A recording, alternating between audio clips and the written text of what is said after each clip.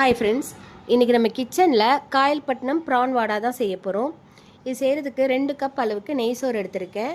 Normal சோறு கூட எடுத்துக்கலாம். இதை மிக்சர் ஜாரில் சேர்த்துட்டு கொஞ்சமாக தண்ணி சேர்த்து திக்கான பேஸ்ட்டாக அரைச்சி ஒரு பவுலில் மாற்றிக்கிறேன். அதில் 1/2 டேபிள் ஸ்பூன் அளவுக்கு சால்ட் சேர்த்துட்டு கொஞ்சம் கொஞ்சமாக பருமாவு சேர்த்து மிக்ஸ் பண்ணிக்கலாம். 1/2 டீஸ்பூன் அளவுக்கு மஞ்சள் தூளும் சேர்த்துக்கிறேன். ரொட்டி மாவு பதத்துக்கு மிக்ஸ் பண்ணி 2 மணி நேரம் ஊற வச்சுக்கணும். இப்போ ஸ்டஃபிங் செய்கிறதுக்கு கடாயில் 2 டேபிள் ஸ்பூன் ஆயில் சேர்த்துக்கிறேன். 1 டீஸ்பூன் இஞ்சி பூண்டு பேஸ்ட், க்ளீன் பண்ண 300 கிராம் ப்ரான், கொஞ்சமாக மஞ்சள் தூள், 1 table spoon chilli powder, salt இது எல்லாத்தையும் சேர்த்து நல்லா மிக்ஸ் பண்ணி ப்ரானை ஃப்ரை பண்ணி எடுத்துக்கலாம். அதே கடாயில் இன்னும் 2 டேபிள் ஸ்பூன் ஆயில் சேர்த்துட்டு 3 வெங்காயத்தை குட்டி குட்டியாக கட் பண்ணி சேர்த்துக்கிறேன். வெங்காயம் லைட்டாக வதங்கினா போதும். 2 பச்சை மிளகா, கொஞ்சமாக கருவேப்பிலையை கட் பண்ணி சேர்த்துக்கிறேன். 1 பிஞ்ச் அளவுக்கு மஞ்சள் தூள் சேர்த்து பச்சை வாசனை போகிற அளவுக்கு வதக்கிக்கலாம்.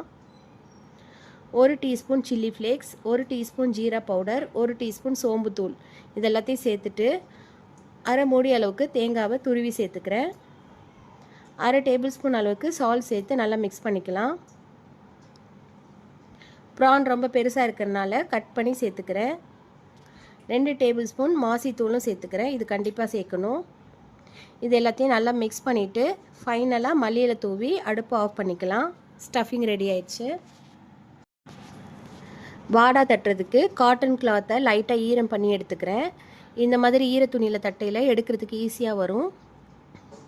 பூரி மாவு சைஸ்க்கு மாவு எடுத்துகிட்டு மெலிசாக தட்டிக்கலாம். அதை விட இன்னொரு சின்ன சைஸ் பால் எடுத்துகிட்டு அதையும் தட்டி எடுத்துக்கிறேன். ரெடி பண்ண ஸ்டஃபிங்கை நடுவில் வச்சுட்டு பெருசாக தட்டின ரொட்டியை எடுத்து மேலே வச்சுக்கணும். சைடெல்லாம் நல்லா டைட்டாக ப்ரெஸ் பண்ணி க்ளோஸ் பண்ணிக்கலாம். ரெடி பண்ண வாடாவை ஈரத்தண்ணி போட்டு க்ளோஸ் பண்ணிக்கணும், இல்லைனா காஞ்சு கிராக் ஆகி வந்துடும். இப்போ ஆயில் சூடானதுக்கப்புறம் ஃப்ளேமை மீடியம் டு ஹையில் வச்சுட்டு வாடாவை சேர்த்துக்கலாம். 2 சைடும் லைட் கோல்டன் கலர் வந்ததுக்கப்புறம் எடுத்துடலாம்.